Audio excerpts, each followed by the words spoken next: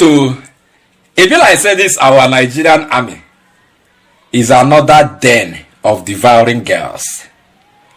Oh yes. Wait now, make I talk again. Wait now, make I talk again. The news is all over the place. So after 9 months, they say this girl they lie, and they dismissed her with benefits. With benefits, who they lie, they dismiss her with benefits. Say it get mental issue. Say now why did they dismiss her with benefits? Where did they happen? Where? Somebody lied, wanted to bring down a senior officer, a colonel. They said they don't find out. After 9 months, say he lie. I said they dismiss her with benefits. Come, Labaja. Labaja, now you are the follow talk now. See your lips like say you smoke Igbo. See your lips. Now you are the follow talk. So out of after 9 months, when I said this girl they lie, Labaja, and you dismissed her with benefits, and the girl called so many names. So Labaja, you were indicted. They say the girl right to you. You not do anything. They say the girl right to what do they call him? Chief of Defense Staff, Christopher Musa. See for your screen. Christopher, they say you not do anything. And a host of other people who she call. The only person who she no call for that video. Nah, Tinubu. But say all of them know. Minister of Women Affairs. Where they bleach. Sorry. Wait fair. Strong woman. They work everywhere. They destroy events inside Abuja. Say they not tell you. Say they want to do events. They say the matter reach your hand. And say now you help the girl. Say girl say she won't come out from the army. Say she know they grow now. For 5 years she was not growing. She just remember where she is. Even school where she apply me get admission. The schools where now on a military they run. They no agree am go. The Colonel Abdul Karim we won't knock the girl no agree. He hold the girl down. The girl was not making any progress. He just stand one place. 5 years, 6 years, 7 was not making any progress. People when she start with, all of them were just making progress. Going. The girl, because she no agree, they knock her picus. They no agree and make it grow. They no agree and make it grow. Now they say now you now, Minister of Women Affairs, now you help the girl call write letter say she won't come out. As a citizen now you write them, they call help them. Say may they allow the game she go. But they don't tell them. They don't talk and say now the girl say she won't go. They can't divert them. Say they pursue the girl with benefits. So that then they dismiss the girl. Who say you won't go? Mona leave and make it they go. Say she no do again. When I can change them after when I don't finish on a investigation. Say now they pursue them with benefits. Rubbish. Minister of Women Affairs, we want you to come out and say what you know about this case. Not be to the open eye every time they go, they walk around about the fair way you go disrupt events. Come out now. We need you to come out and say something on this issue. You are not saying anything. You are keeping quiet. Come out and say something or else be out with something.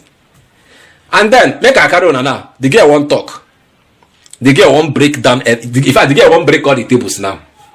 I tell her and I say, as they don't dismiss this girl now, or as this girl don't come out from the army, the girl will be. In fact, she is now at liberty to open everywhere. Nothing is now hidden under the sun. The girl don't go on top national TV now. She don't call more names.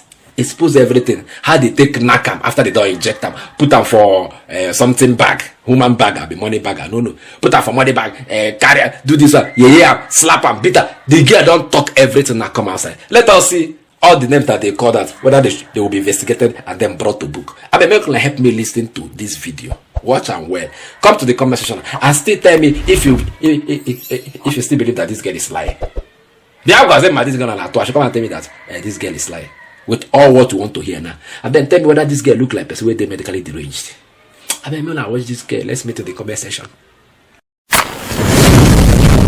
A year before I was posted to Abukarim, I was serving in Jos, Plateau State, 3D Medical Center. Then thereafter, I was later posted to Cantonment Medical Center, where I met Colonel I.B. Abukarim as the OC, the commanding officer there. When I came out, I was the only private soldier there, and the youngest soldier there too. So he started by buying me gifts, which I refused to collect. And there I was very surprised, and he called me to an hotel that you meet him. He goes to hotel opposite Ojo Cantonment Medical Ojo Cantonment. When I got there, he asked me to sleep with him, promising me if I allow him sleep with me, he will allow me go to school, and he promised to give me 50,000 naira cash after that, sum of 50,000 naira that very day, which I refused because in the army it's against the law. It's called fraternization. You don't fraternize with your senior. Thereafter, that's how the whole thing started. It started by maliciously dealing with me, by putting me on extra duty. I call that one army work. It's part of the job. Sending me to guard rooms, dealing with me. All of a sudden, he started threatening me that if I did not sleep with him, he would dismiss me from the job. Okay, when all this was going on, when he asked you to visit him in the hotel and you went and you refused his advances, did you report this to anybody, or did you tell anybody about this? Yes, I did. Who did you report this to? I told Lasko Sonia Anota. She was my godmother. Okay. I told her, I was like, many people said this man is a very harsh man. Like, why is he disturbing? This man is like, he has been disturbing me for months now. So she just advised me just to, like, ignore the threat that is part of army work. That was what she advised me. She was the only person you told? Yes. And at first I was not paying attention to his threat and everything. It was when he started giving me injection, forcefully sleeping with me after giving me injection. Hold on. Giving me injection? How did he give you injection? Where did you meet for him to give you those We work injections? in the same office. He's my CEO. Okay. And we work in the MRS. It's called hospital. In the army it's called MRS. So he will instruct some soldiers. In the army they give order and you don't disobey orders. So he will instruct those boys to pay me that most times. Then when people are not available, most times to point gun at me. During the day or at night? During the day, witness. Everybody are there saying everything. I have nobody asks questions. Yes, I have a video of it. You have video recording of this particular incident that happened. Continue. There's a day I got to find out that he normally sleep with me after injecting me. There's a day there's this the former chief army staff, retired General Farouk Yaya wife, came to commission a particular place, the maternity part in our hospital. So when she came, before that they already gave me that injection, and I was putting on to a Tron uniform and the army office wear. So all of a sudden I saw Dr. Cosmos. I think the third day, Dr. Cosmos, the copper, he was serving there in our hospital. He came and gave me another injection, which flushed out those one they gave to me before, and I saw myself naked. And he now asked me to pass the back door. That in our house they are outside. In our house their officers' wife association. They were outside that very day. So I got my body was stained, and they stripped me naked inside the hospital, inside his office. So immediately the woman came, he now instructed one of the serving copper, the one that was serving with us that time, Cosmos, and he told Cosmos to go and give me injection and ask me to pass the back door. This is very, very, very strange. So all of these things that you say happened when you're unconscious. Yes. And after giving me the injection, after harassing me sexually, he will put me inside this body bag. In the army, it's called body, just like a casket. He will put me inside. I think they mostly use it in the notice, because for them to go and get casket and everything. So it's called body bag. So he will just put me inside that body bag, and for some hours they will now ask them to take me to psychiatry hospital. That is how this issue of mental illness started. So apart from your godmother that you told when he was making advances at you, up to this very moment, that time, you didn't tell anybody? I sought for redress. In the army, you cannot fight your senior. In the army, you cannot beat your senior. Okay. You cannot ask your senior to go to guard room. Okay. You always sought for redress. So I seek for redress. So I sought for redress. And so how did you go about that? At first, it was frustrating because I wrote it was a handwritten application through the same person that was frustrating me. So he never forwarded my application. So I have to go to, because the thing was, he kept on coming to my house, sending boys to my house. He denied me access to military course, denied me so many things in the army. I spent 5 years in the army without. So when you noticed that you were trying to, the redress you were trying to get, yes, I went to General ML Abubakar. He was the provost commander, provost group commander, 81 diff, the provost marshal. What did he say? I ran to him, he intervened. Okay. And he said, even if I'm just trying to, like, even if she demands, as far as she have the sense to write for redress, they should attend to her. Okay. So because the general was the military police and they were scared of him, so they quickly set up a board. And at the end of the day, they didn't ask me to present any evidence. They just like wow me, like bullshit me. And okay, so now the redress you were seeking, like a panel was set up. Yes, was set to inquire into yes. And they didn't call you for questions. Nobody called you to ask any question. They called me. Okay. Because I wrote that address like 4 times before they attended to it. Okay. Because Kone Abdulkarim, they are the most senior officer in the medical corps. So he has that level. He has that. He's a senior officer. So when I have to go to military police to report to the provost marshal. So he intervened and he said they should hold that board and intervene and know like they should intervene and know the reason why Abdulkarim is doing this to you. Yeah. Yes. So when they intervened, like just the way you are interviewing, and they never asked me for witness, evidence, because they are all the same. They are all cosmates.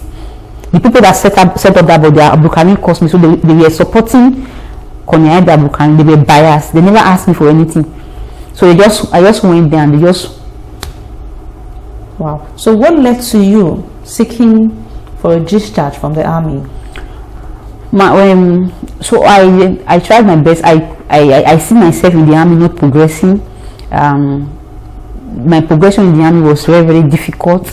Because nobody was ready to listen to me. Somebody was there. Abdulkarim was all over places. If most time I apply for school and they give me admission, he will tell them that they should not allow me, that I have mental illness. Which school have you applied for? Nigerian Medical School, Nigerian Army School of Nursing. I applied for basic course, like 3-month courses. He didn't. And you got admitted into all the schools? I got admitted into Nigerian Army Medical School, and he said I have mental illness, that they should withdraw me from.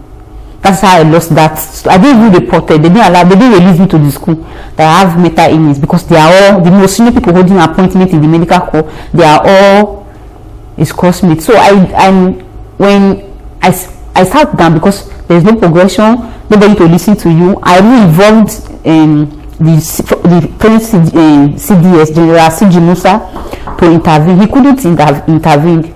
So I tried my best and I exhausted all options. So that's why I came on social media to say all the things you've been saying. Yes. But are you aware that the army has cleared Abdulkarim of any wrongdoing?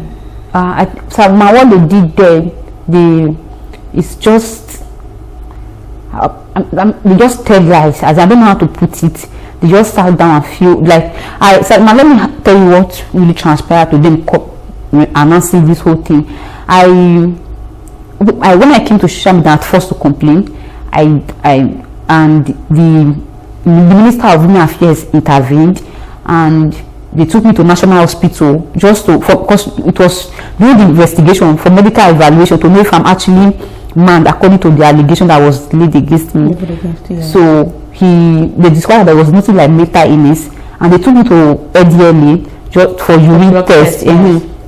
So nothing of such. So the Minister of Women Affairs, she now said, if I remain in the army, they might wound me. Yeah. So my progression will still be very, very difficult, because I came on to expose them. So she now said she advised me if I can still continue with the job, and I said no. So I wrote a redress with my hand and I submitted it to the Minister of Women Affairs, and she went to the army headquarters and she submitted it to the to the chief of army staff that, and he approved it For you to be discharged. to be discharged voluntarily, not medical discharge. I never there were, before you board a soldier out from the army, there must be a board. They will set up a board. There will be a psychiatrist, a medical doctors, the unit RSN. They will call you, the soldier, and ask you some questions. And to me, soldiers are in the notice with one hand. They are still in the army, and we don't bother soldiers because they don't have what it takes to pay off the soldier. It's as if they are paying the person for life because you came to the army and the person is not the disability. Maybe you have one arm, and it depends on what happened. Yes. So there was nothing like they never discharged me. It was the chief of army staff that converted me to medical discharge, and he said army want to compensate me for me to be paid like I'll be collecting pension. I was not eligible for pension because I always had 5 years. Okay. So they never discharged me. It was the Minister of Women Affairs that intervened and requested me to leave voluntarily. Okay. Not medical discharge. So I don't know where they came up from. It's a big lie. It's a big lie. They know what I'm talking about. They know my evidence are with them. They did investigation and they found out that all what I'm saying is true. So coming online to come and say all those things, just a lie. I think they need to apologize to me for that because it's a big stigma that I have mental. It's a deformation of character, man. So there's nothing like that, man. Thank you very much. Thank you, then. Okay. And ma, can I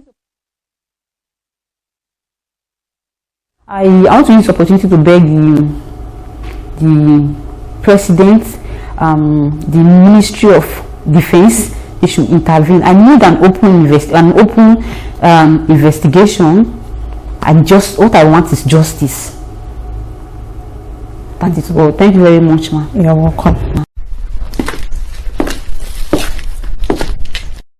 For over a decade, this has been the birthplace of innovation. Innocent Vehicles is a testament to resilience, employing international best practices to create more than just a car. Every vehicle here tells a story of durability, fuel economy and safety. Crafted with the African spirit, the Nigerian heart. These vehicles surrounding me embody the unique concept of regionalization, each one designed to cater to the tastes and preferences of our people. From the streets in Nigeria to the terrains of the Sahara, these vehicles are designed for our roads, for our people. This is more than a vehicle. It's a symbol of our progress, our resilience, our collective success story. Your feedback drives us to continuously innovate and improve. Innocent Vehicle, the pride of African roads.